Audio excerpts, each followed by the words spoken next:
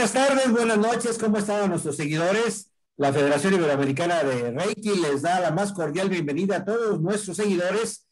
Bueno, como siempre, vamos a tener un programa sumamente interesante, actual, muy actual.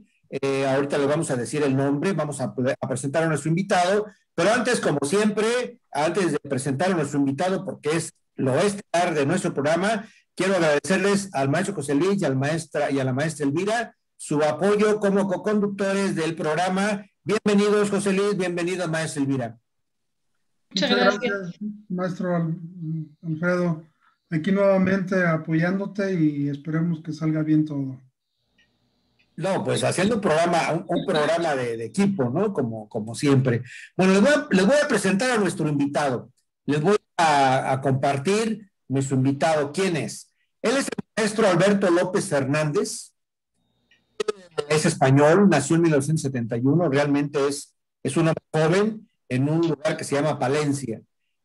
Nos comentaba fuera de cámaras que nació en Valencia, vive en Valencia y continúa en Valencia, ama su terruño. Él es canalizador, lector de registros akáshicos y conferencista.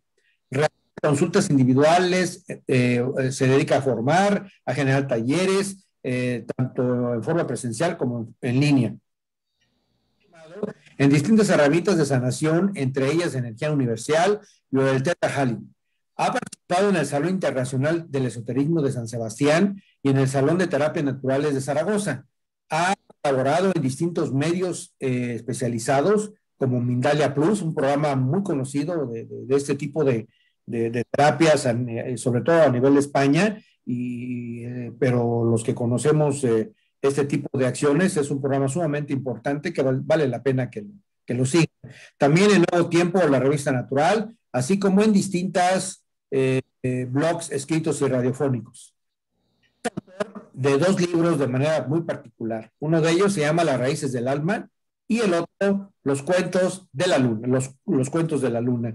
Yo lo había leído equivocadamente sobre los cuernos de la luna, ¿verdad? Porque hay por ahí algún libro maestro que también se llama Los Cuernos de la Luna, pero finalmente son los Cuentos de la Luna. Y nos va a hablar el maestro de un tema muy, muy importante, Raíces del Alma, la transformación del sufrimiento a seres de luz. Un tema que para la actualidad es un tema que es muy significativo, puesto que con este problema que estamos viviendo, no solamente por la pandemia, donde nos tienen concentrados, donde estamos a veces reciclando nuestros propios pensamientos, pero también en el mundo de la competencia nos genera bastante sufrimiento. Entonces, vamos a platicar de él. Maestro Alberto López, bienvenido, muchas gracias por haber aceptado esta entrevista y sabemos que vas a comentarnos cosas muy importantes para el crecimiento de todos los que nos están con nosotros viéndonos. Buenos días, México, buenas tardes, España. Buenas tardes en España, efectivamente, y muchísimas gracias por haberme invitado. Y muchísimas gracias por llamarme joven, que no sé si me lo merezco o no, pero bueno, siempre es agradable que me lo llamen. Ahora, en serio, muchas gracias por haberme invitado y por esta calurosa acogida. Muchas gracias. Muy bien, pues sin más preámbulos, vamos a entrar a los bloques de preguntas y quiero comentarte, dentro de tu experiencia y estudios, te presentas como un canalizador. ¿Nos podrías decir, de acuerdo a tu experiencia, qué es ser un canalizador o un medium? Porque a veces oímos tantas mentiras y tantas personas en las redes que canalizan, que son medium, que son videntes, y a veces muchas cosas veces son productos de nuestra imaginación. Por eso la pregunta tan importante, ¿qué es ser canalizador? ¿Qué es un medium? ¿Desde cuándo comenzaste con ese tipo de experiencias? Y algunas recomendaciones para quienes comienzan a trabajar con canalizaciones, pero sobre todo para que no confundan el concepto de la imaginación creativa con estos procesos de canalización que son tan importantes y que se están viviendo cada día con mayor frecuencia. Adelante, Alberto. Yo lo primero que quiero insistir es que todos somos canalizadores. Canalizar en muchos sentidos es escuchar mi verdadera voz, la voz del alma, la voz del ser. Es trascender al miedo, al deseo, al capricho, al ego, en definitiva, para poder conectar, para poder escuchar con lo que verdaderamente somos, nuestra verdadera voz. En ese sentido, todos somos canalizadores, todos tenemos momentos de intuición, un sueño lúcido que nos aporta información, una percepción a lo mejor de una persona que acabas de conocer, pero te encuentras unida a ella como si fuese un viejo amigo. Todos somos canalizadores. ¿Qué ocurre? Que algunas personas somos más conscientes de esa capacidad. Y a estas personas llamamos habitualmente canalizadores o médiums. Para mí la diferencia en muchos sentidos es compleja de explicar. Yo diría que un canalizador enlaza, por llamarlo así, con lo que llamamos habitualmente guías, que son seres de luz, ángeles, arcángeles, mientras que un medium conecta más con lo que podríamos llamar de forma muy sencilla fallecidos. Pero en cualquier caso, esa capacidad de conectar con lo que verdaderamente somos es nuestra por derecho propio. Todos somos canalizadores. Cuando empezamos a canalizar, sí es verdad que es complejo distinguirlo de una imaginación creativa, de nuestras fantasías, y hay varios consejos que me gustaría dar. El primero, la canalización viene asociada habitualmente a la paz. Cuando yo canalizo siento paz, siento armonía, siento que todo es como debe ser. Si a mí me llega una información en un estado muy exaltado, de muchísima tristeza o de muchísima alegría, ahí ya puedo empezar a sospechar que no es una información real, entendida como canalizada, sino más bien una información nacida de miedo. Para canalizar, la observación honesta de sí mismo, la observación entendida como conocerme, como no juzgarme, como aceptarme y aceptar lo que me llega. Muchas veces una de las primeras trabas y más fuertes a la hora de canalizar es el hecho de que estamos llenos de juicios. Pensamos a lo mejor que soy indigno, que yo no puedo canalizar, que no tengo los estudios adecuados, que porque a mí, o al contrario, que esta información no me gusta, a lo mejor no me halaga, a lo mejor no ensalza mi vanidad. Y entonces todas esas barreras nos impiden tener una recepción limpia, tanto de una información que me llegue a mí directamente o que llegue a un profesional. En ese sentido creo que hay que ser honesto con uno mismo. Y sería la primera clave para canalizar, escucharse honestamente, escuchar lo que me llega, escuchar cómo lo percibo, si estoy en armonía, si estoy lleno de alegría, si estoy lleno de miedo. Ya te digo que la paz, la sensación de que todo es como debe ser, la sensación de estar armonizado con mi camino, son rasgos muy característicos de una canalización. Si estoy muy contento o estoy muy triste, probablemente sea algo nacido del ego. Si no hay respeto, es algo nacido del ego. Una canalización de un ser de luz siempre, sin excepción alguna, está enmarcada dentro de un contexto de respeto. No hay ningún tipo de juicio, no hay recriminación, no hay castigo, simplemente hay respeto, amor. Si yo no me siento respetado en ese mensaje o estoy en un profesional que me transmite un mensaje y no hay respeto, que hay juicio, hay castigo, hay amenaza, todo eso lo desecho, pero además con firmeza. Un mensaje de un ser de luz tiene que ser un mensaje basado siempre en el respeto, en la armonía, en el equilibrio, en la comprensión de mi camino. Vamos a hablar mucho del sufrimiento, vamos a hablar del juicio. Pues lo primero que no podemos encontrar en una canalización de un ser de luz es un juicio que me lleve a sufrir. Si este ser de luz o supuesto ser de luz me está diciendo lo has hecho todo mal, avergüénzate, fíjate cómo has sido así, deberías haber hecho esto o lo otro, eso no es canalizado, o al menos no de un ser de luz. Eso solo procede o de mi ego, de ese juicio egoico constante, o a lo mejor de un ser de oscuridad, pero nunca de un ser de luz. Al final tengo que sentir armonía. Si yo no siento armonía, si no siento paz, si no siento que todo es como debe ser, debo plantearme realmente si estoy viviendo una canalización o si me estoy dejando llevar. A lo mejor por mi miedo o por mi deseo. Al principio es complejo, porque necesitamos cierta experiencia, como en todo. Necesito aprender a escuchar. O mejor dicho, y fíjate, si me lo permites voy a cambiar la palabra aprender. La voy a sustituir por recordar. La canalización es algo que recordamos, no que aprendemos.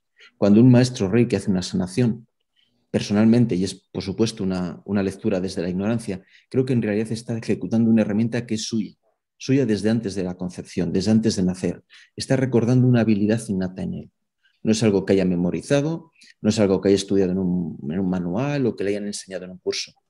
Los cursos o los manuales son instrumentos que nos ayudan a recordar algo que es mío, por derecho propio, que ha formado parte de mí y que, por decirlo así, es innato. Pues canalizar es innato en todos. Lo que pasa es que la sociedad me dice, mira, eso son bobadas, supersticiones, fantasías, locos y estafadores. Y construimos un montón de barreras y estereotipos. Canalizar en muchos sentidos es dejar caer esos estereotipos. Dejo caer las barreras, dejo caer los estereotipos y me doy permiso a escucharme, a recordar lo que soy más allá del miedo, más allá de los objetivos económicos de la empresa, más allá de que tenga una discusión en un momento dado. Canalizar es recordar lo que soy. Y todos tenemos derecho a ese recuerdo. Así que, sobre todo, todos somos canalizadores.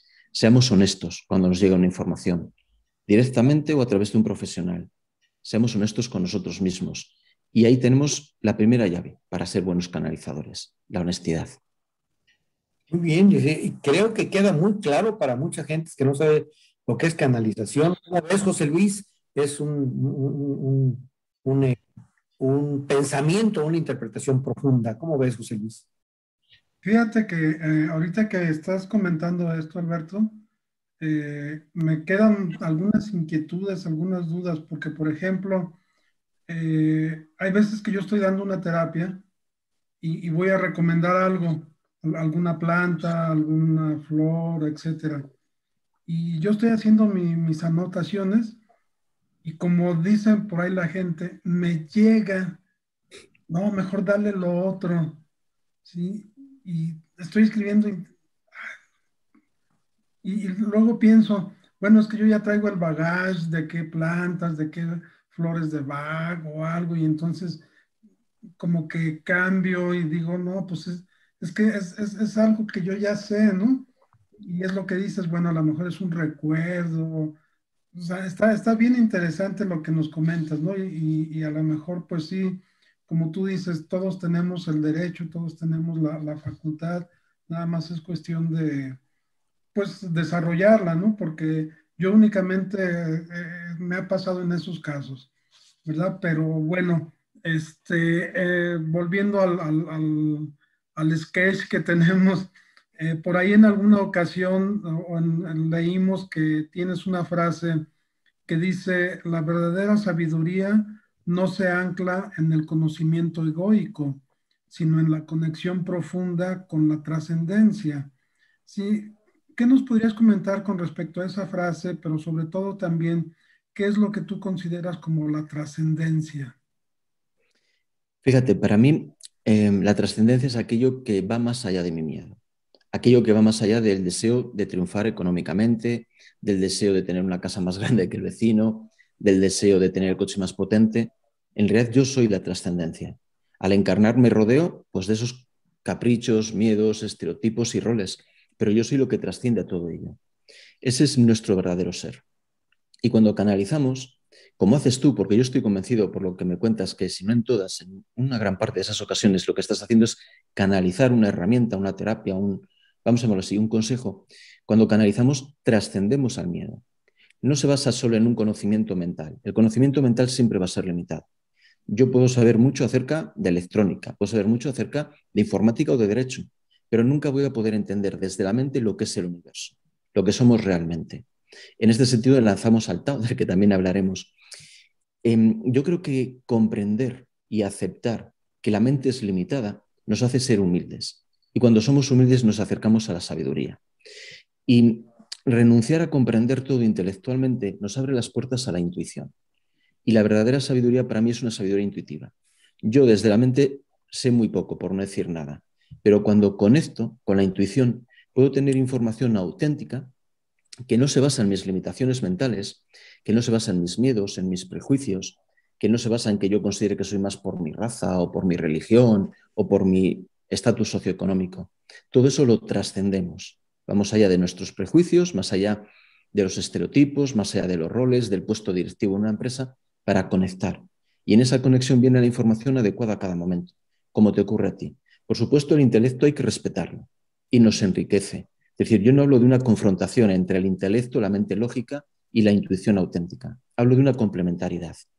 Yo puedo aprender ingeniería, pero la ingeniería nunca me va a explicar la realidad del universo, ni la realidad de lo que yo soy, ni la realidad de por qué me siento, por llamarlo así, atraído por una persona, o a lo mejor me siento infeliz en un momento dado en que teóricamente lo tengo todo en la vida. Nuestra verdadera naturaleza no es mental. Como yo no soy un ser mental, sino que soy un ser trascendente, que trasciende a la mente, debo buscar un camino de sabiduría que trascienda también a la lógica. Y esa sabiduría solo puede ser intuitiva. Conectar con una fuente de sabiduría, de conocimiento, que no entiendo racionalmente, que no la puedo delimitar, pero precisamente porque no la puedo delimitar es por lo que me enriquece. El hecho de ir más allá de los límites mentales, insisto, no quiero despreciar la lógica, al contrario, pero sí ir más allá de sus límites es lo que me permite enriquecerme. Yo creo que la verdadera sabiduría es una sabiduría intuitiva, más allá de que yo haya estudiado mucho, o que tenga una gran carrera, o que no haya estudiado nada. Esa sabiduría está al alcance de todos. No es un tema de, mira, yo tuve dinero, hice una gran carrera, después hice un doctorado y un máster, y tú no has tenido esa posibilidad y eres tonto, permíteme la expresión. Yo tengo derecho a la sabiduría y tú no. No, esta sabiduría no entiende de esos prejuicios, ni entiende de la economía, ni entiende de la política. Entiende de nuestra naturaleza, que no es mental. Es una naturaleza trascendente, energética, espiritual, llámalo como quieras. Y muchas veces no somos conscientes de esas conexiones. Cuando yo estoy haciendo, por ejemplo, y permíteme que siga con tu ejemplo, estoy en una terapia, hay un momento en que sé intuitivamente lo que tengo que hacer. Y después lo racionalizo porque tengo esa necesidad. Nos han enseñado a racionalizar todo. Ah, pues será que hice un curso hace 5 años y me quedó ese recuerdo. O será que leí un libro o que un profesor me dijo. Has tenido un momento de conexión con una fuente de información auténtica, has trascendido tus límites mentales e intuitivamente has sabido, mira, esta persona necesita esto. No he hecho un razonamiento lógico, ha sido intuitivo. Y yo creo que la verdadera sabiduría es así. Por ejemplo, así, la lógica sigue pasos pequeñitos y está muy limitada.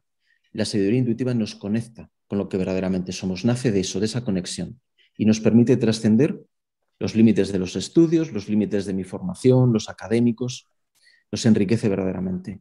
Y repito, no somos seres mentales. Como yo no soy un ser mental, la verdadera sabiduría tampoco puede ser mental, tiene que ser trascendente. Interesante, José Luis.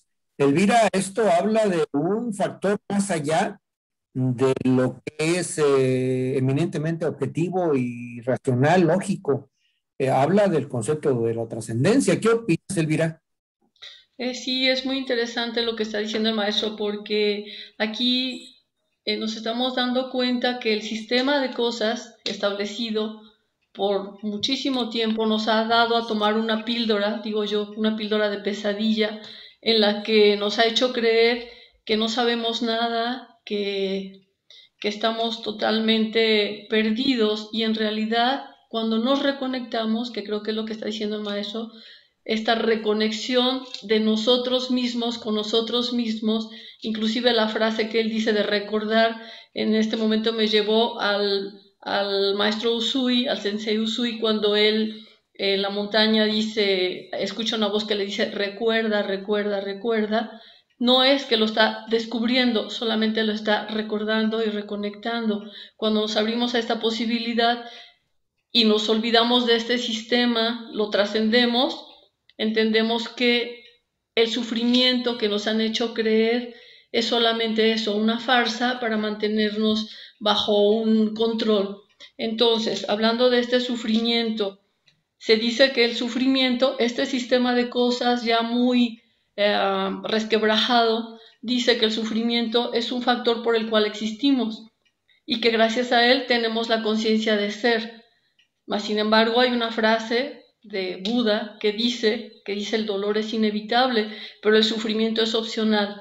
Entonces, maestro, ¿nos puedes decir esta diferencia que hay, esta real diferencia que hay entre dolor y sufrimiento y dónde estriba la posibilidad de cambiarnos de un sistema de cosas que nos han hecho vivir en sufrimiento a una redención celular, a una redención interna real que nos proporciona el dolor como una medida de aprendizaje?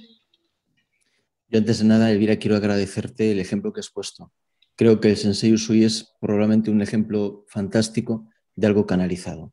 El Reiki como instrumento no nacido de la mente, sino nacido de una conexión auténtica con el ser.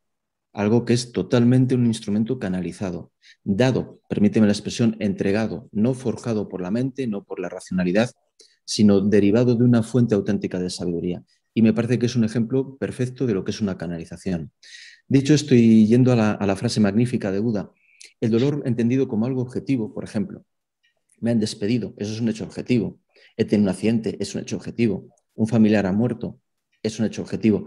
Es imprescindible en nuestra vida, es inevitable. El sufrimiento es la valoración subjetiva que hago de ello. Me han despedido. Puedo sufrir, considerar que la vida es injusta, que me he sacrificado mucho por la empresa, que debería haber sido ascendido, o puedo aceptar, agradecer lo que estoy viviendo, no juzgarlo y confiar. ¿El sufrimiento es inevitable? Yo diría que no. Yo creo que el sufrimiento es una herramienta de aprendizaje y que llega un momento en que por mi estado evolutivo soy más consciente, en cierta forma más sabio, y puedo sanar esa necesidad de sufrir. Cuando dejo de juzgar, cuando dejo de valorar todo según los criterios de éxito social, de tener más dinero, de ser más guapo, etc., me estoy dando a mí mismo la posibilidad de vivir con sabiduría y de sanar el sufrimiento. Yo diría que el sufrimiento se puede evitar. También digo que el sufrimiento en sí es enriquecedor. Hay momentos de mi vida en los que necesito sufrir no por crueldad, para aprender. Te diría incluso que para despertar. Mi experiencia me dice que en momentos de prosperidad, por llamarlo así, en que la vida me va bien, me adormezco. Tengo un trabajo bueno, con mi pareja estoy bien, cumplo los estereotipos de la sociedad y me adormezco. Pero el sufrimiento me ayuda a despertar.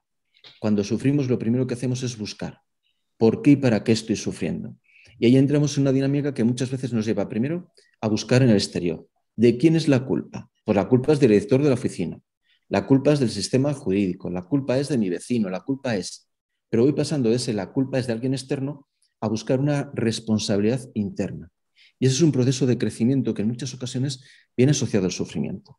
Despierto de ese dormir plácido, de ese adormecimiento porque tengo un buen coche y una buena casa y pienso que ya lo tengo todo en la vida, despierto a lo mejor por un momento de sufrimiento y me encamino en una búsqueda auténtica.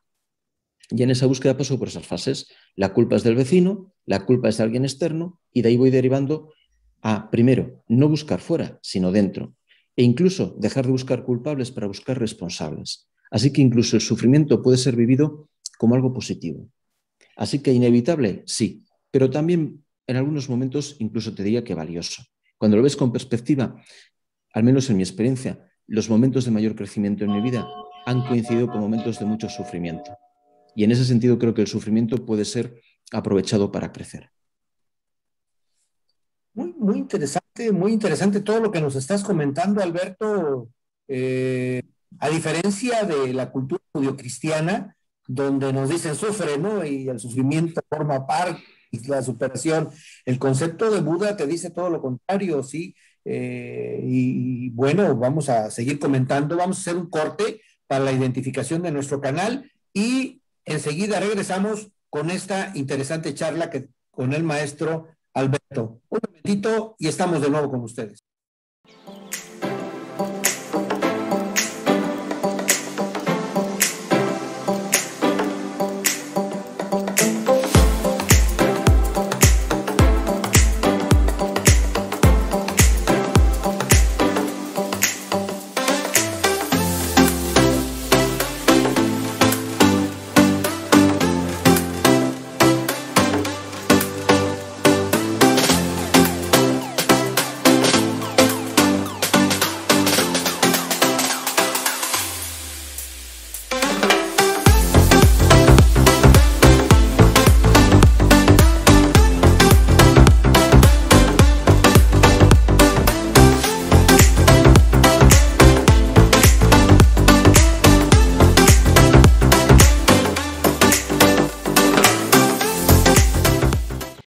Muy bien, pues regresamos a esta interesante charla con el maestro Alberto y bueno, pues vamos a seguir aprovechando su conocimiento. Fíjate, Alberto, que regresando al concepto del maestro Usui, realmente nosotros tenemos un sistema de Reiki también canalizado que se llama Sistema Sean y todo el sistema ha sido canalizado y estoy oyéndote, escuchándote y efectivamente tú lo que dices, todas las canalizaciones se dan en estado de paz, en estado armónico.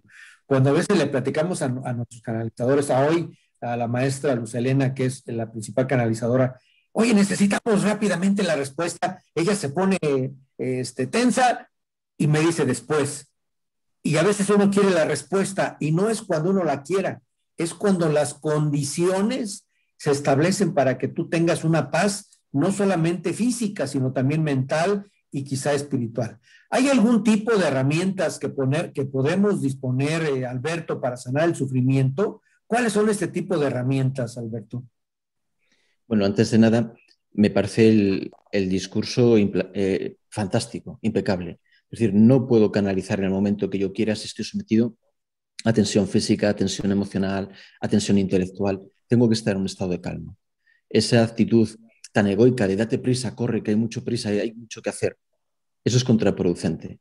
Me centro y en el momento adecuado viene aquello que necesito. Porque además nos habla de humildad. Soy humilde, pido y en el momento adecuado se me da. No cuando yo quiero, no cuando me dicen mis compañeros, oye ya, sino en el momento adecuado. Me parece que en ese sentido estoy total y absolutamente de acuerdo con ella. Dicho esto, herramientas para sanar el sufrimiento. El juicio es la gran clave. Cuando dejo de juzgar y empiezo a aceptar, el sufrimiento se va sanando. Cuando acepto, dejo de juzgar, agradezco y confío, ese sufrimiento empieza a disminuir. El juicio es el origen del sufrimiento. Yo juzgo todo lo que me pasa, todo lo que vivo, todo lo que me ocurre, y ese juicio me lleva a sufrir. Además, lo alimento con estereotipos. Un hombre de mi edad, nacido en tal sitio, tiene que tener esta carrera universitaria, este coche, estar casado, tener 2 hijos, y si no, soy un fracasado. No valgo en esta sociedad. No soy un buen consumidor, que en definitiva es lo que me dice la sociedad. No eres un buen consumidor. Cuando empiezo a eliminar ese juicio constante que me hago a mí mismo, dejo de sufrir. Cuando acepto todo tal y como es, cuando agradezco, cuando empiezo a confiar en el universo, a entender que, aunque yo no sepa por qué y para qué, todo tiene un sentido auténtico. Aunque yo no entienda el porqué de una experiencia, hay una trascendencia, y no solo trascendencia, coherencia, sabiduría, incluso belleza en el universo. Y ahí encuentro paz. Me pasa algo, no lo juzgo, lo acepto, lo agradezco. Confío en que tiene sentido en mi vida. Confío en que el universo no es un lugar implacable que me quiere castigar ni me quiere condenar, sino que es un lugar de evolución, de aprendizaje. Y en ese razonamiento, permíteme la expresión, empiezo a sanar el sufrimiento. Y según lo voy integrando, el sufrimiento disminuye. Voy elevando mi consciencia, voy siendo una persona más consciente del camino y el sufrimiento va retirándose. Y en ese momento empiezo a entender que el sufrimiento sí es prescindible. Ha sido imprescindible en mi juventud, si me permites la expresión, cuando era más inexperto. Pero según voy siendo más consciente y más sabio, el sufrimiento pasa a ser una herramienta de la que puedo, en cierta forma, olvidarme. No te voy a decir totalmente, a lo mejor, pero sí disminuir el sufrimiento.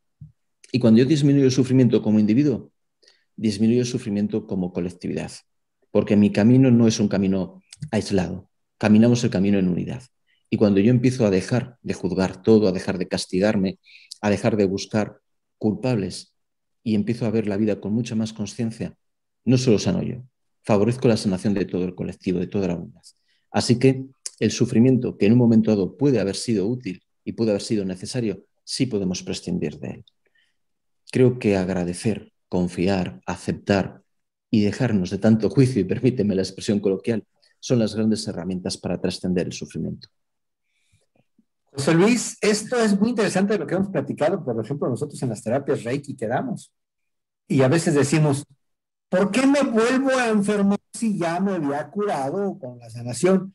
Precisamente por estar sufriendo, por estar con miedos, por estar haciendo los juicios, por estar viviendo un mundo de fantasía, del fantasía de la realidad interna, de la fantasía del fin profundo que tenemos que venir a hacer al planeta. Y esto nos lleva otra vez a enfermarnos y a hacer el ciclo de la enfermedad. ¿Sí? ¿Cómo ves, José Luis? Esto es muy interesante lo que nos dice Alberto. Bastante interesante, y retomando un poquito con respecto a lo que nos has comentado, Alberto, desde un principio, de ese estado de paz en el que hay que estar para poder ser canalizadores. No, pues sí, tenemos que repetirlo, eres más joven que nosotros, mucho más joven. No sé si conozcas o llegaste a ver una película de Beethoven. Por parte de mi esposa tengo familia músicos, y nos comentan que está muy pegada, muy apegada a la vida real de Beethoven, esa película. Y a mí me llama mucho la atención la parte final, cuando él está dictándole a Salieri, que era su peor enemigo, el Requiem, ¿sí? Y él la está escuchando la música y se la está dictando, y entran trombones, y esto aquí, y esto allá. Y yo siempre me llegué a preguntar, pues es que él la estaba escuchando, ¿no? O sea, era una canalización la que él tenía en ese momento, mas sin embargo, estaba en el hecho de muerte, porque más sin embargo termina de dictarla y él fallece. Sí, entonces, como que ese estado no era tan en paz, ¿no? Mas sin embargo era algo que él tenía que terminar, que él tenía que hacer. Y bueno, a lo mejor va un poquito en contra de ese estado de paz en el que hay que estar para ser un buen canalizador. Oye, ¿cómo se llama la película? Nomás nos dejaste así. Beethoven, la vida de Beethoven se Beethoven, llama. sí, se llama, no la del perro, la del compositor. Sí. ¿Sí? Y véanla, está muy interesante y sobre todo a mí me llama mucho la atención esa parte, ¿no? Todo lo demás de la película es su vida, ¿no? Y cómo él sufre, ¿sí? Como todos los buenos artistas y toda la gente muy con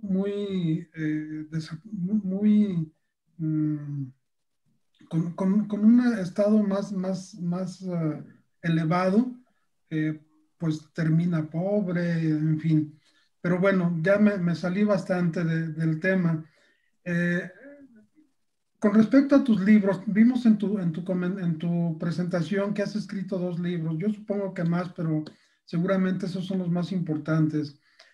Con respecto al libro de Los cuentos de la luna, sí, que más o menos vimos la reseña, no lo he leído, está basado un poco en el taoísmo y como que habla de varios cuentos. ¿Podrías platicarnos un poquito de este libro y por qué esa elección de cuentos? Yo quiero empezar dándote las gracias. La observación de los artistas me parece interesantísima, porque además para mí los grandes artistas son canalizadores. De hecho, si te das cuenta, la figura de la musa y la figura del guía vienen a ser prácticamente idénticas, cambia el enfoque. El guía es más espiritual, permíteme que lo simplifique, y la musa más artística. Pero para mí los grandes artistas, músicos, escultores, lo que tú quieras, son grandes canalizadores. La canalización no se define por la forma. Yo puedo canalizar un libro, una pintura, una escultura, una conferencia. Cada canalizador tiene una forma distinta, como en el arte. Cada artista tiene una forma distinta. Lo importante es el origen. La canalización tiene un origen trascendente, va más allá de lo que soy yo como ego. Y para mí los grandes artistas son grandes canalizadores. Cuando no entiendo el concepto de canalización o no es un concepto, por llamarlo así, aceptado por la sociedad, pues hablo de musas, de la intuición, de la inspiración, de ese momento en que la musa me visita y en un momento a lo mejor compongo una gran obra y después me puedo pasar toda una vida y no soy capaz de repetir esa combinación artística tan maravillosa, ¿no? ¿Qué ha sido? Una canalización. Sí es verdad que la canalización se vive en paz, pero también es verdad que esos momentos de paz se pueden vivir dentro de una vida apasionada o una vida incluso desequilibrada o una vida en la que tengo un objetivo y veo que se acerca el momento de mi muerte y sufro porque no he podido cumplir ese objetivo. La canalización, aunque se viva en paz, no se tiene por qué asociar a una, vamos a llamarlo así, una vida continuamente en paz. Yo he hecho canalizaciones a lo mejor en el momento en que llegaba de un viaje y llegaba cansado o nervioso porque parece que he perdido el metro o estoy a punto. Entonces sí necesito un momento para centrarme, necesito un momento para conectar, pero en realidad el resto del día ha sido un día a lo mejor de conflicto o de preocupación porque casi pierdo el metro. No podemos hablar de una paz, vamos a llamarlo así, que cubre toda mi vida. Por supuesto, la canalización es también un aprendizaje y según voy canalizando y aprendiendo, esa paz se extiende y se hace más amplia a lo largo de mi vida.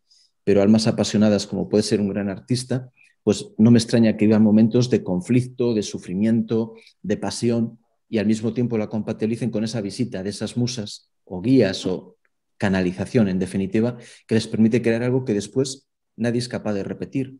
¿Quién puede repetir esa belleza? ¿Quién puede competir, por llamarlo así, con una gran escultura, con una gran obra de arte que a lo mejor tiene 500 años? Y una persona que a lo mejor ha nacido en la pobreza o que muy joven ha compuesto. Y dices, ¿cómo es posible que un niño componga una ópera? ¿Cómo es posible que un artista joven desafíe a lo mejor a los grandes maestros del arte y les supere? Pues porque no es él desde el intelecto. Ha sido, vamos a verlo así, regalado, ha sido entregado una obra de arte a través de sus manos, a través de sus oídos, por llamarlo de alguna manera, ¿no? Son grandes canalizadores, los grandes artistas son grandes canalizadores. Ahora yendo a mis libros, ¿por qué los cuentos de la luna? Los cuentos de la luna es, en cierta forma, un recopilatorio. A mí me gusta hacer talleres de cuentos. Me gusta mucho canalizar cuentos. Los 2 libros son, aunque en cierta forma soy el autor, en realidad son canalizados. Me gusta mucho canalizar cuentos porque los cuentos los considero una herramienta muy positiva para transmitir conocimiento.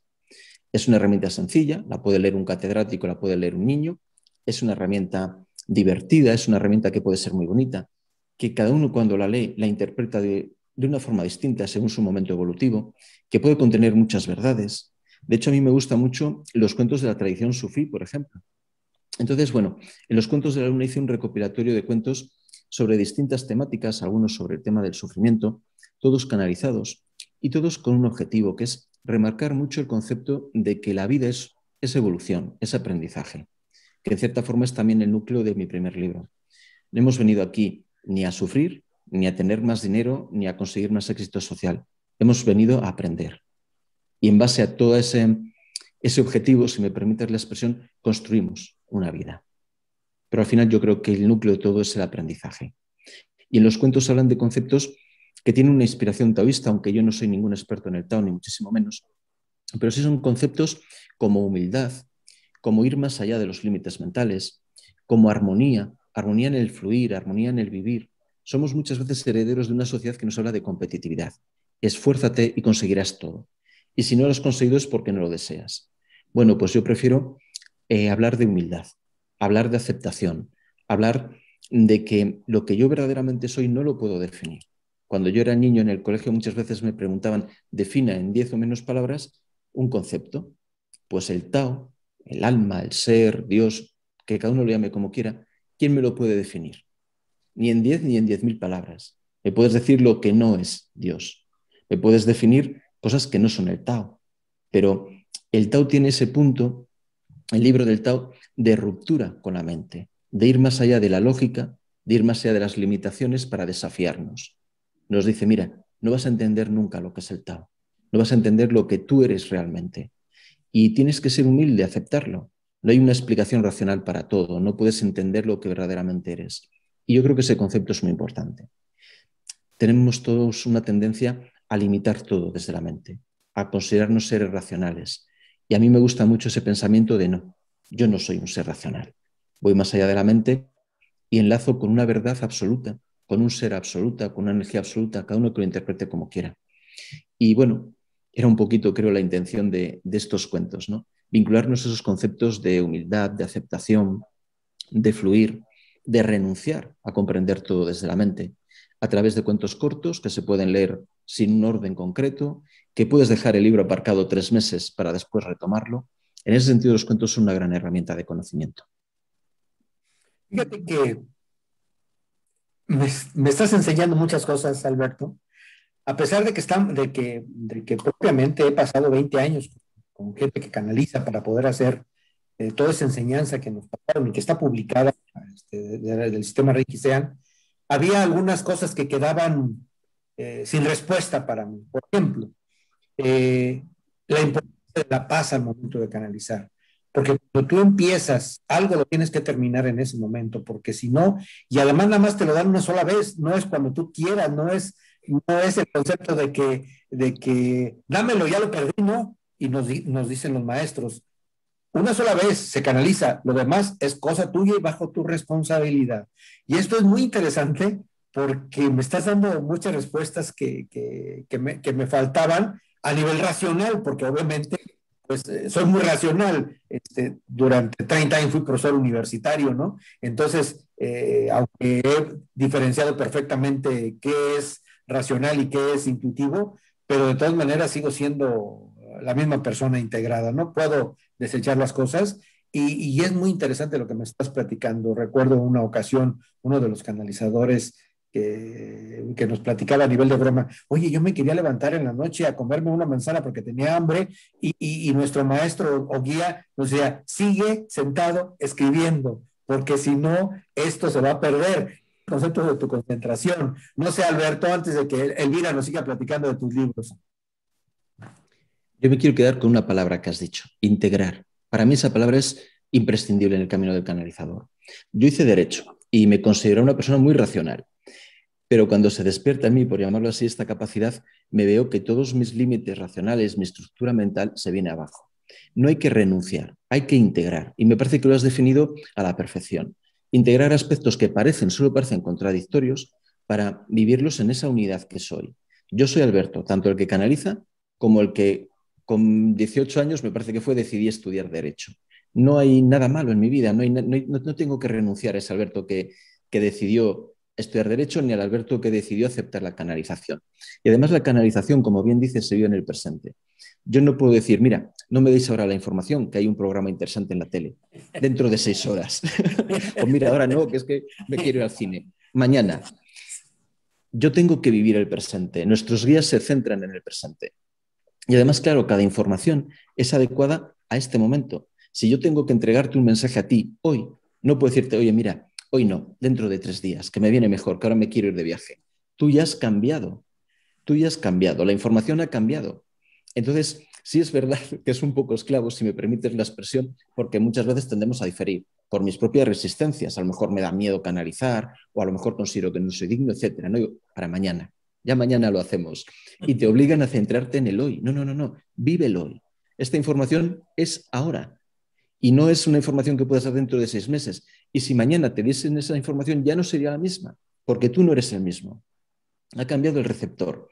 Entonces, sí es verdad que es un fenómeno que al principio cuesta integrarlo, porque dices, es que no lo puedo diferir. Ese concepto del mañana de repente desaparece. No es como cuando estás en la universidad y dices, mañana estudio el tema, o en el trabajo, mañana cierro este apartado. No. Hoy, ahora, siéntate ahora. No vayas primero a cenar, luego a tomar una cerveza, luego con los amigos y a mañana, si Dios quiere. No. Hoy. Y eso rompe mucho nuestra estructura mental. Es una Y fíjate, observación muy Alberto, inteligente. te voy a interrumpir. Bueno, yo sé que le tengo que dar la palabra ya, pero te voy a comentar. Que a veces se acercan a uno personas que dicen, yo canalizo, y en el transcurso de la vida te das cuenta quién te va a engañar o quién te quiere engañar. En realidad canaliza. Esto es muy curioso porque, pues imagínate, tengo 20 años en esto, yo no canalizo o no he tenido la oportunidad de canalizar como tú, como otras gentes, pero sé cómo se canaliza, cómo canalizan las gentes, el concepto de la concentración, de la mirada, del oído, de la posición, todo lo que ocurre alrededor de un canalizador. Y entonces llega alguien y me dice, bla, bla, yo soy esto, y nomás basta 3 minutos para decir, sí, tú sigue hablando, ¿no? Tú sigue hablando, sigue que me queriendo engañar. Elvira, vamos a continuar con tus preguntas, Elvira, y luego ya Alberto nos integrará. Perdóname un momento, perdona que te quiero interrumpir, Sí. Discúlpame, pero es que has hecho una observación muy interesante. Yo te puedo mentir, yo te puedo decir palabras que son mentira, pero la energía no miente. Sí, Lo que yo te esté transmitiéndote, tú eres receptivo y lo percibes. Y tú sabes, mira, este intenta venderme algo, por llamarlo así, y este es honesto. Y también te quiero corregir, si me permites, una cosa. Yo no canalizo, no. Tú no canalizas como canalizo yo, o sí, como canaliza otra persona, sí, pero eres canalizador. sí. Desde luego. Mira, el concepto de sanador no se diferencia del concepto de canalizador, en realidad. Es una diferencia mental. Para mí un maestro de Reiki es un canal, que a lo mejor no da un discurso, como hago yo, que a lo mejor no pinta un cuadro o no compone una partitura, pero es un canalizador. Lo que pasa es que tendemos a enclavar el concepto de canalización en el discurso. Das una canalización, se entiende como que das un mensaje, que escribes un libro. Un sanador energético es un canalizador. Sus manos no son instrumentos de la mente, son instrumentos de algo que trasciende a la mente, del ser, de los guías, como tú prefieras definirlo, pero no es algo que hagas de memoria. No se trata de decir, me he memorizado 4 posturas de las manos, permíteme por favor la expresión coloquial, y es lo que yo hago. No, un sanador funciona, y permíteme de nuevo esta expresión coloquial, en base a conceptos energéticos que enlazan con la canalización. Yo no lo hablo, no lo transmito a lo mejor en un libro o en una partitura, lo transmite en mis manos, por decirlo de una forma coloquial. Y perdona que te haya interrumpido. No, pero está bien, sí. Lo que pasa es que es muy importante esto, porque es uno de los objetivos de nuestros programas, es precisamente desmitificar y a veces quitar mentiras, ¿no? Porque a veces estamos tan metidos en tantas mentiras para poder vender cosas, Sí. gente que tiene que vivir y vender mentiras, y entonces la gente a veces es inocente, es limpia y está interesada en estos temas. Y entonces comento estos tipos de cosas que tú lo complementas precisamente con ese fin, Alberto. Adelante, Elvira. Bueno, es muy interesante lo que estamos comentando porque estamos viendo que realmente lo que somos lo estamos emitiendo y esto ya es en sí mismo canalizar una energía, canalizar un amor. Ahora, si además tenemos la parte sustentada del conocimiento, creo que estamos aún más conscientes, sin nunca perder la parte fina, la parte espiritual. Tenemos también un sustento que fundamenta todo lo que hacemos, entonces la conciencia se apertura aún más. Y hablas, maestro Alberto, de que en la vida tenemos un proceso continuo de crecimiento, de aprendizaje en una vida, pero por supuesto también traemos ya un paquete de información anterior a lo que se le llama reencarnación. ¿Qué nos puedes decir sobre este tema tan interesante de la reencarnación, de las posibilidades de que en cada existencia crezcamos más, nos reconectemos más con la divinidad que habita dentro de nosotros? Es que, claro, cuando hablamos de reencarnar, hablamos, entre otras muchas cosas, de integrar principios aparentemente opuestos. La lógica, el conocimiento racional, no tiene por qué estar enfrentado al conocimiento intuitivo. Y cuando yo entiendo, al menos parcialmente, desde la mente, cómo funciona una canalización o cómo funciona un acto de sanación, estoy enriqueciéndome como persona.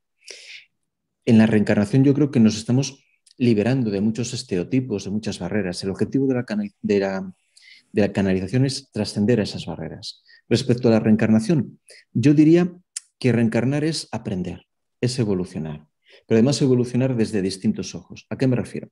Yo a lo mejor en esta encarnación puedo ser un santo o un pecador, puedo ser una víctima o un culpable, puedo ser una persona rica o una persona pobre, y en cada reencarnación voy aprendiendo.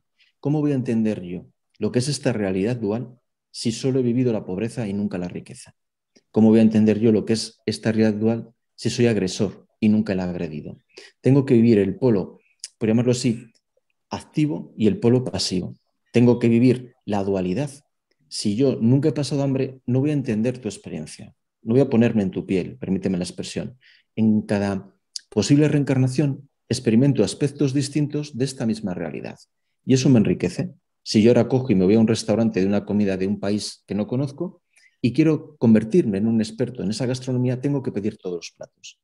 Tengo que probar la fruta y la carne y el pescado y la verdura, y tengo que probar los distintos tipos de panes y el alcohol, y tengo que probar los dulces. No puedo decir, quiero conocer esta gastronomía, pero solo voy a comer carne, nada más. Así no voy a ser un conocedor. Para conocer esta realidad dual, tengo que experimentar el placer y el dolor. Tengo que experimentar momentos de sufrimiento para entender lo que es el sufrimiento. Tengo que experimentar la riqueza, tengo que experimentarlo todo. Después mi mente me dirá, no, esto no, que no me gusta, esto no, que es difícil, esto no, que es complicado. Pero esa no es la perspectiva del ser. Para conocer, para vivir, para experimentar esta realidad, tengo que experimentar todas las facetas. Y eso es lo que nos posibilita reencarnar. Reencarnar es darnos la posibilidad de vivir este paisaje, esta dimensión, desde distintos ojos. El pobre y el rico. El que es torturado y el que tortura. El que persigue y el perseguidor. Y aprender de todo ello. E ir liberándonos de todo ello para recordar lo que soy verdaderamente. Recordar que no soy los estereotipos, ni la riqueza, ni la pobreza. Recordar que no soy mi pensamiento político. Reencontrarme conmigo mismo. Reencontrar mi hogar. Para mí reencarnar en muchos sentidos es reencontrar mi hogar, lo que soy de verdad. Yo no soy el miedo, ni la política, ni la religión, no soy mi estatus socioeconómico, soy lo que lo trasciende. Y en la reencarnación experimento, aprendo, evoluciono, pero sobre todo me reencuentro conmigo mismo.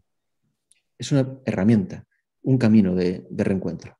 Así es como la posibilidad que tenemos, que tiene el alma para aprender y realizar aquello que le quedó pendiente o que no acabó de conocer en su totalidad en el anterior momento. Entonces, cada nueva encarnación es una nueva posibilidad de ir creciendo, de ir conociendo toda la gama de posibilidades que existen del ser y poderse reintegrar a una divinidad suprema en donde todo es uno. ¿Es así? Totalmente. Si yo en una experiencia, en una encarnación, he vivido la pobreza, hay una serie de, vamos a llamarlo así, de partes de esa lección que no he aprendido y puedo retomarlo en otro momento. Ahora lo retomo con otra perspectiva, lo retomo con una mayor comprensión y en cada encarnación voy evolucionando. Y siempre con ese objetivo último, acercarme a lo que verdaderamente soy, acercarme a mi divinidad, a mi ser, al alma, a la fuente, al origen, cada uno que elija el término que prefiera, pero es retornar a lo que soy. He ido aprendiendo de la pobreza en distintos momentos, con distintas perspectivas. He ido aprendiendo de la violencia, del amor, de muchas cosas, de todo. Y voy volviendo a mi hogar. Y por supuesto, las lecciones las voy terminando en distintas vidas. Y además, sin ese concepto tan egoico de plazos. Yo, para mí, desde la mente puede ser muy importante. Mira, es que yo he vivido menos vidas que tú. Soy más sabio. Pues no hay ninguna competitividad. Aprendemos, evolucionamos en unidad. Nos enriquecemos mutuamente. La vanidad, todo el orgullo, decir, yo en una vida fui, yo qué sé, un rey, o en una vida fui un gran general, o fui una princesa, que es tan propia de nuestros egos, no tiene sentido desde el alma. Y de hecho, fíjate, yo creo que olvidar lo que he sido en otras encarnaciones es una bendición. Si yo ahora me acordase que en otra encarnación he sido un esclavo, a lo mejor me avergonzaría de ello. O estaría tan orgulloso de que fui un hombre muy rico que estaría todos los días diciéndole a mis amigos, fíjate qué rico fui. Entonces entraríamos en un bucle que no nos permitiría evolucionar. El olvidar lo que he vivido en otras encarnaciones, lo que he sido, es en muchos sentidos una bendición, porque me permite centrarme en el hoy. Hoy soy esto. Soy abogado, soy apicultor, soy lo que sea. Y en esta experiencia aprendo. Si estuviese todo el día anclado en el ayer, no podría evolucionar. Así que esa amnesia, ese olvido, para mí es en muchos sentidos una verdadera bendición y forma parte de la naturaleza de la reencarnación. Olvidar esas facetas, esas máscaras, esos egos, para poder centrarme en el hoy. Y así sí, lo que decías tú perfectamente, acercarme a la divinidad, reencontrarme con lo que soy, reencontrarme con lo que soy. El camino de la reencarnación como un camino de reencuentro. Me está dejando sin palabras, lo que pasa es que no lo había digerido como tú me lo estás enseñando. Había leído un poco a Buda y había leído todos sus sufrimientos y el concepto de samsara, y el concepto de las reencarnaciones, pero tú lo has puesto muy objetivo, tú lo has puesto desde mi punto de vista muy objetivo. A lo mejor yo no había tenido la oportunidad de leer algo parecido en el concepto de aprender la dualidad y tenemos que aprender las dos partes. Y en este sentido, ¿y la redención, Alberto? La redención. Yo la redención te la explicaría de la siguiente manera. Somos seres de luz y tenemos derecho a ser, a estar, a vivir, a funcionarnos con la luz. A veces nos apartamos. ¿Qué quiere decir que nos apartamos? Vivimos la ilusión de fragmentación. Vivo la ilusión de que me he separado del origen, de que la divinidad es un ser lejano, que está juzgándome, que no está en mí, que tengo que ganarme, que tengo que pasar un juicio. Esa ilusión de separación, esa ilusión de fragmentación, la vamos eliminando, liberando, transmutando a lo largo de la reencarnación. Y la redención es ese principio, por llamarlo así, que nos dice, eres un ser de luz y tienes derecho a recordar tu naturaleza, a fusionarte con la luz, a ser luz en definitiva. Te has rodeado de tinieblas al encarnar, porque nos rodeamos de los miedos, de los prejuicios, de la venganza, de todo eso que forma en muchos sentidos encarnar, pero tienes derecho a romper esa niebla de miedo, de incertidumbre, etcétera, y volver a ser lo que eres auténticamente. La redención es volver a ser lo que soy. Y es un principio que nos atañe a todos. Yo no creo que haya nadie, por violento que sea, por dañino, por malo, por avaricioso, que no tenga derecho a redimirse, que no tenga derecho a reencontrarse con el verdadero ser que es. No hay nadie que haya hecho algo tan, permitidme la expresión, tan doloroso, tan pecaminoso, que no tenga derecho a un momento de decir, yo soy luz, me fusiono con la luz, me reencuentro con lo que soy. En ese sentido, yo te puedo juzgar, decir, eres muy egoísta, eres muy avaricioso, eres lo que sea, muy violento, pero tienes derecho a ser verdaderamente lo que eres, luz, y olvidar todos esos miedos y seguir evolucionando. Y ese principio para mí es un principio que mueve todo. Al final, nuestro camino en la redención es un camino de reencuentro, como la reencarnación. Reencarnar es, en muchos sentidos, redimirme, por decirlo así, olvidar la ilusión de que me he separado, olvidar la ilusión de que me he alejado de la divinidad, olvidar que no soy parte de Dios, olvidar que no estoy en la fuente. Todo ese tipo de principio de ilusión, de olvido, de fragmentación, lo voy liberando, me voy liberando de esa gran mentira para reencontrarme. Y ese principio es un principio que me dice, tienes derecho a hacerlo. Tienes derecho a reencontrarte, tienes derecho a ser lo que eres, luz. Si eres luz, no tienes por qué estar siempre sumido en las tinieblas, no tienes por qué estar siempre viviendo los miedos, no tienes por qué estar siempre encadenado a la esclavitud del sufrimiento o lo que sea. Es un gran principio. Para mí ese principio de redimirme, de en cierta forma volver a la luz, de en cierta forma reencontrarme Es un principio motor de la evolución, un verdadero principio motor de la evolución. Muy bien, pues vamos a ir cerrando, José Luis, una pregunta y otra, Elvira, porque si no se nos va el tiempo con el maestro Alberto, que es para que nos enseñe horas y horas. Adelante, José Luis. Sí, muchas gracias. Estaba ahorita recordando que nos hablas de la redención y un poco de las reencarnaciones. Normalmente cuando empezamos a tomar un poquito de conciencia decimos, bueno, ¿quién soy? ¿Qué hago? ¿Para qué estoy aquí? ¿A dónde voy a llegar? ¿Sí? Y tenemos todo ese tipo de preguntas, pero bueno, al final de cuentas, yo tengo una meta para esta vida, ¿sí? O no sé cuál es mi último destino, qué voy a hacer ahorita, pero entonces esto qué va a pasar con mi siguiente encarnación, sí, o sea, yo tengo una meta y la cumplo o no la cumplo, pero ¿y después qué pasa? Mira, yo lo único que te puedo decir es que hay que vivir el presente. Yo no sé el plan de mi alma, no sé muchísimo menos el plan para otras encarnaciones. Tengo que vivir el presente. Y si lo vivo con armonía, si lo vivo con equilibrio, si lo vivo con respeto, si lo vivo con tolerancia, estoy convencido de que lo estoy viviendo bien. Al final, se trata del origen desde donde hago las cosas. Si yo hago las cosas desde el amor, estoy en mi camino. Si hago las cosas desde el miedo, me estoy alejando. Lo que será de mí en otras encarnaciones, lo que mi alma habrá trazado, lo que habrá diseñado, desde la mente nunca lo voy a saber. Así que desdeño todas esas preguntas que no tienen respuesta y me centro en el hoy. Y actúo desde el amor.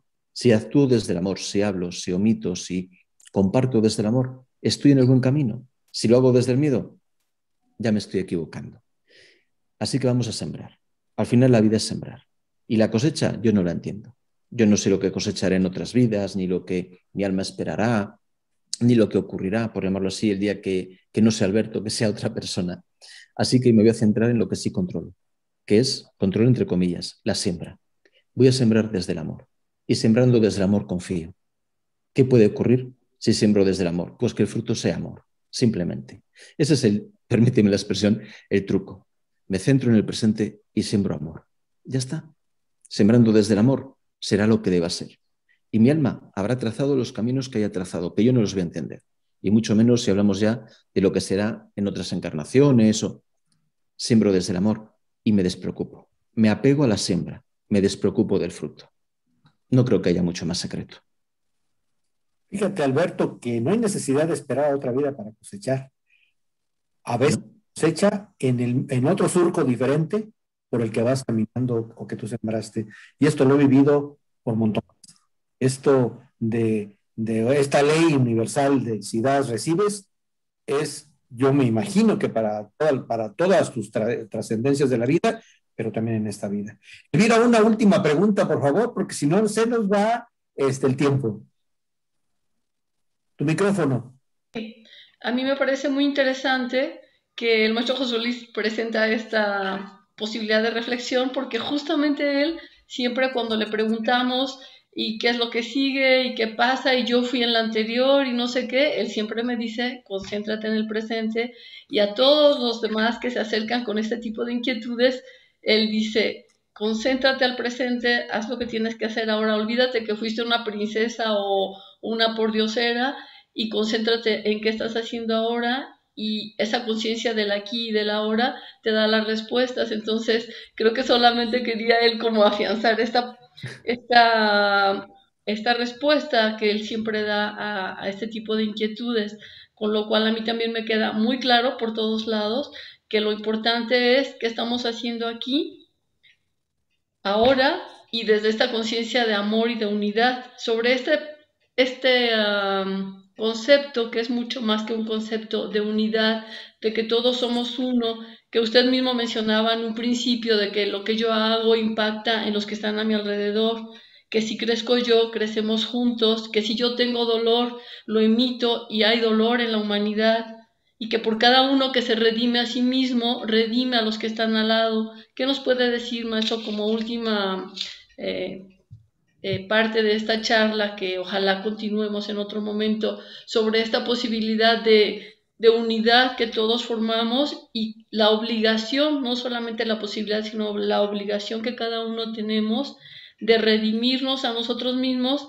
de reconectarnos, de saber que en realidad no tenemos ni siquiera que hacer mucho más que lo que cada día exige hacer, porque todo está dado ya para cada uno de nosotros. ¿Qué impacto hay en sanarse uno y sanar a los que están alrededor como una enorme red energética que somos todos? Fíjate, tenemos la obligación, pero también tenemos el derecho y el privilegio de sanar, de evolucionar. Y por supuesto nuestro camino no es individual, es en unidad. La unidad es un concepto que yo creo que no podemos entender de verdad, como el Tao. No podemos definir lo que es ser unidad, podemos ver matices. Por ejemplo, yo soy una fuente que emite energía, siempre, 24 horas al día, 7 días a la semana. Y esa energía baña a mi esposa, baña al taxista, baña cuando voy a comprar pescado a la persona que me atiende. Les estoy ayudando en mi propio proceso de sanación en su evolución. La única forma de cambiar, en el sentido de sanar la sociedad, es empezar por el cambio interno. Nos volcamos muchas veces en voy a cambiar la sociedad. No, cámbiate a ti mismo. Y sin darte cuenta, estás promoviendo todo el cambio. Ese concepto de unidad quiere decir también, por ejemplo, que yo soy unidad con mi ayer. Me centro en el presente y obviamente estoy heredando, por llamarlo así, lecciones del ayer, pero es en el hoy donde debo vivir. He sido princesa, he sido esclavo, he sido muchas cosas. Soy unidad con todas esas vidas, pero es hoy donde debo trabajar para sanar. La unidad también implica que lo que yo hago, por llamarlo así, es un motor, como decía antes, para todos, pero un motor mucho más profundo, porque también afecta a los ancestros, a mi familia. Cuando yo cambio muchas veces no me doy cuenta de cómo estoy siendo un motor de cambio para mis hijos, para mis hermanos. Muchas madres preguntan, ¿cómo puedo ayudar yo a mi hijo? ¿Cómo puedo ayudar a mi hijo para que tenga un buen trabajo, para que tenga una buena mujer, para que tenga una buena vida? Siembra en ti. La mejor forma para ayudar a los hijos es sembrar en una misma. Porque aunque no nos demos cuenta, lo que yo siembro en mí se cosecha en los que me rodean. La mejor forma de una madre para ayudar, para potenciar a un hijo, es sembrando en ella misma. Y es ese concepto de unidad que se repite una y otra vez. Y que en muchos sentidos estamos viendo ahora más que nunca. Nosotros hemos vivido como sociedad el concepto de globalidad, entendido como tú produces, yo consumo. Yo creo algo y te lo vendo a ti, pero en realidad tu destino y el mío, por llamarlo así, son distintos. Y tú te puedes morir de hambre, que a mí me da igual, porque yo soy un privilegiado. Una globalidad en el consumo. Somos unidad. Lo que te ocurre a ti me afecta a mí. Por algo que ha ocurrido a miles de kilómetros, mi zapatería, la zapatería de ese señor que es amigo mío, ha cerrado. Hemos dejado de ser una globalidad de consumo y producción en el que si puedo yo te exploto y me da igual porque tú eres distinta a mí y por tanto no tienes valor. Hemos pasado de ese concepto a empezar a trabajar un concepto mucho más profundo de unidad. Lo que yo hago tiene un efecto real en ti. Lo que yo decido, lo que yo vivo, tiene un efecto real en ti, ya no solo en mi familia, en ti que vives a 1000, a 2000 o a 3000 kilómetros. Y esa es una de las grandes revoluciones que tenemos pendientes. Pasar del concepto de globalidad de consumo y producción al de unidad. Tú no eres menos ni más que yo, ni siquiera eres el otro. Llega un momento en que vamos evolucionando y yo dejo de ver en ti al otro, que está distante, que está lejano, para ver que eres unidad. Que lo que doy a la unidad me lo doy a mí mismo, que lo que quito a la unidad me lo quito a mí mismo. Muchas veces hemos vivido el me da igual, yo te quito a ti y así tú tienes menos y yo tengo más. O si yo te doy a ti, soy tonto porque yo estoy perdiendo y a ti te estoy enriqueciendo. Todo ese tipo de conceptos los estamos dejando atrás para vivir esa unidad en la que lo que yo te otorgo a ti, lo otorgo a la unidad. Y además yo creo que todo lo que yo aprendo como en reencarnación se transmite verdaderamente. Quiero decir, ¿cuál es el verdadero valor de una persona? Muchas veces hemos vivido que el valor de una persona es tus propiedades. Tienes una casa de tanto, una nómina de tanto y un coche de tanto. Eso es lo que vales.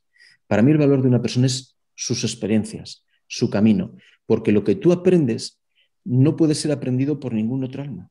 Las experiencias tuyas en tu camino enriquecen a la unidad, se vuelcan en la unidad. Igual que yo puedo tener un disco duro conectado a un ordenador central y lo que ese disco duro contiene enriquece a todo el ordenador. Pues yo creo que las almas somos así. Lo que yo vivo como Alberto enriquece a la unidad, a la fuente, al origen. Y mi valor es incalculable, porque mis experiencias y mis lecciones no se pueden sustituir. Lo que yo estoy aprendiendo en esta y en todas y cada una de mis reencarnaciones no puede ser sustituido por lo que aprendes tú. No puede ser sustituido por lo que aprende el otro, porque mis ojos son únicos. Solo yo veo la realidad tal y como es para mí. Solo yo siento lo que yo siento. Mi valor es incalculable, insustituible. El valor de todos y cada uno de nosotros en unidad es insustituible, incalculable. Hay un valor cuantificable. Tengo en el banco 100. Ese valor ha sido siempre lo importante. En una sociedad de consumo, lo que yo puedo comprar es lo importante. Cuando vamos más allá del consumo y enlazamos una visión más profunda, nos damos cuenta de que el verdadero valor de tu vida, de tu existencia, es que tus experiencias son únicas.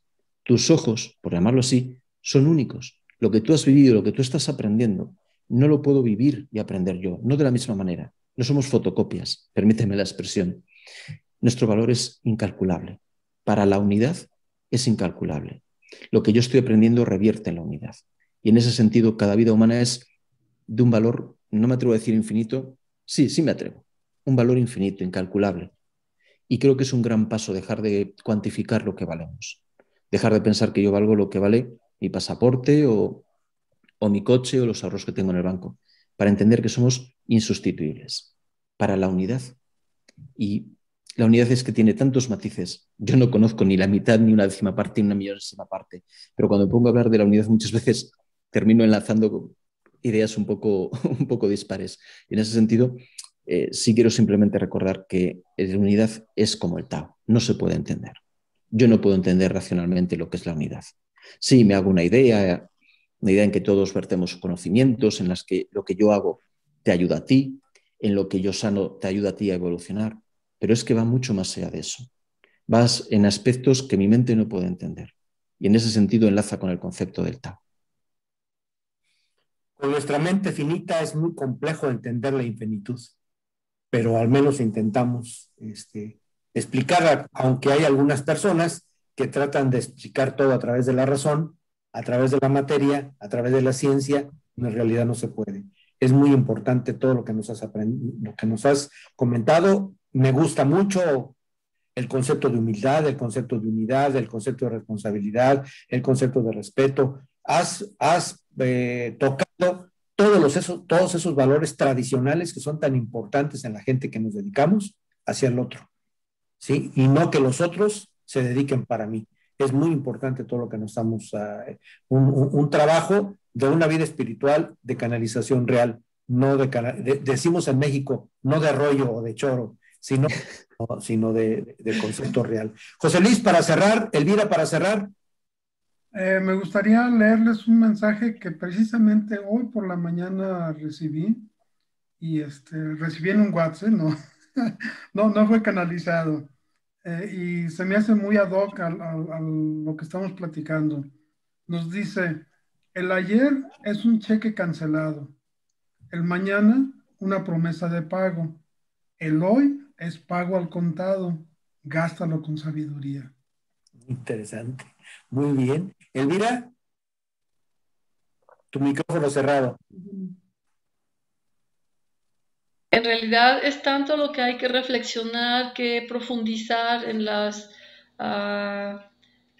grandes lecciones que cada día llevamos, y que este tipo de entrevistas y de charlas nos permiten ir ahondando en nuestro propio camino. Creo que es un tesoro lo que podemos ir incorporando a nosotros a través de estas oportunidades que la vida nos da, de personas como el maestro Alberto, que en este momento nos está ayudando o intentando orientar, aunque la tarea es personal. Ya sabemos que la tarea es personal, pero siempre hay alguien ahí que nos va diciendo por dónde, que trae su propia experiencia y que nos va enriqueciendo, porque como él dice, como usted dice, maestro, todos somos uno. Su avance me ayuda a avanzar a mí, y lo poquito que yo avance ayudo al de al lado. Hay un refrán, también creo que es español, de hecho, que dice que un grano no hace un granero, pero le ayuda a su compañero. Entonces, ojalá que seamos estos pequeños granitos donde vayamos construyendo una humanidad más consciente, más luminosa, y pues evolucionando juntos todos. Muchas gracias. Yo no tengo nada más que decir que agradecerle. Para cerrar, maestro Alberto. Simplemente daros las gracias por la invitación, por la gran acogida tan cariñosa que me habéis dado. Me encanta ese refrán, que además es de mi zona, que es una zona de mucho trigo. Y respeto. Respeto es la palabra para mí más importante en una canalización. Si no respeto el camino, si no respeto lo que transmito, si no respeto mi función, si no respeto a los guías, no soy canalizador. Tendré otros nombres, pero no el de canalizador. Conexión, por supuesto, pero también respeto. Sin respeto no hay canalización posible. Es otra cosa. Canalizar es respetar. Y muchísimas gracias, de verdad. Gracias. Pues muchas gracias, Alberto, muchas gracias, José Luis, muchas gracias, Elvira, gracias a todos nuestros seguidores. No se les olvide darnos un link si les gustó un like, si les gustó el programa, y si no, bueno, pues aunque a nosotros nos duele el estómago, pues un dislike, y no se te olvide suscribirte al programa. Nos vemos en el siguiente, un programa también con un gran invitado que tendremos, y le agradecemos al maestro Alberto todas sus enseñanzas. Hasta luego, nos estamos viendo, José Luis, nos estamos viendo, Elvira, y nos estamos viendo. Que sean ustedes felices. Hasta luego.